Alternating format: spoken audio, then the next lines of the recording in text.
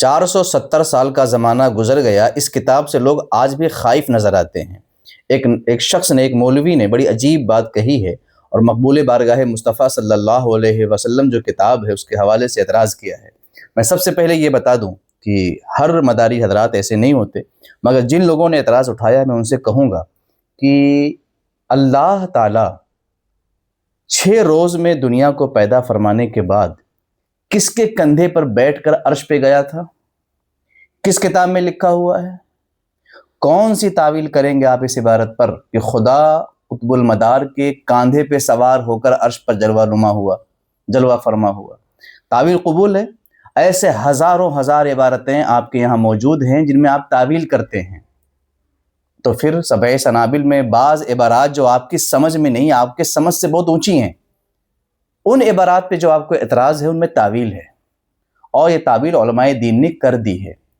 رہی بات جس کلمے کو لے کر آپ معترض ہیں، پہلی بات تو یہ کہ اس حوالے سے آپ کو پڑھنا چاہیے۔ جب علماء نے پہلے جواب دے دیا اور ساتھ ہی ساتھ اعلیٰ حضرت نے بھی جواب دے دیا ہے، اور پھر ابھی ماضی میں سلطان العلماء نے ضیاء حقانیت نام کی ایک کتاب لکھی ہے، اس کو آپ بغور پڑھ لیجئے اور اس کے بعد پھر اعتراض کیجئے۔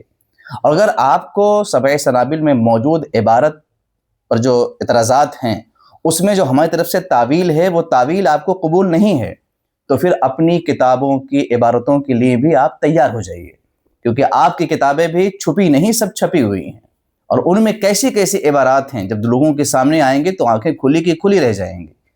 ہم اہل سنت والجماعت فتن و فساد کو بالکل پسند نہیں کرتے، لیکن اس طرح سے اعلیٰ حضرت کے ماننے والے کو رضا خانی کہنا، یہ دیوبندیوں جیسی بولی کوئی سنی صحیح العقیدہ کیسے بول سکتا ہے؟ اعلیٰ حضرت کے ماننے والے رضا خانی ہیں، جنہوں نے عقائد و نظریات کی ترویج و اشاعت کی، ان کے ماننے والے کو آپ وہ بولی جو دیوبندیوں نے بولی ہے وہ آپ بول رہے ہیں؟ جو واقعی باشعور مداری حضرات ہیں، ایسے لوگوں کی زبانوں پہ پابندی لگانی چاہیے، ورنہ وہ تمام کتابیں الحمدللہ موجود ہیں جن کتابوں میں ایسی ایسی عبارات ہیں کہ ان عبارات کو ہائی لائٹ کر کے پھیلایا گیا، تو پھر کیا انتشار ہوگا؟ ہم انتشار کو پسند نہیں کرتے۔ اس گزارش کرتا ہوں کہ سبع سنابل پہ جو بھی اعتراضات ہیں ان کے جوابات جو ماضی میں دیے گئے ہیں غور سے ان کو پڑھ لیں، سمجھ لیں، ذہن میں اتار لیں، نہ سمجھ میں نہ آئے تو اہل علم کے پاس بیٹھ کر سمجھ لیں۔ اور اگر عوام میں اس طرح کا انتشار کیا گیا تو پھر مجھے آپ کو بتانا پڑے گا کہ خدا کس کے کاندھے پہ سوار ہو کر کے عرش پہ بیٹھا تھا۔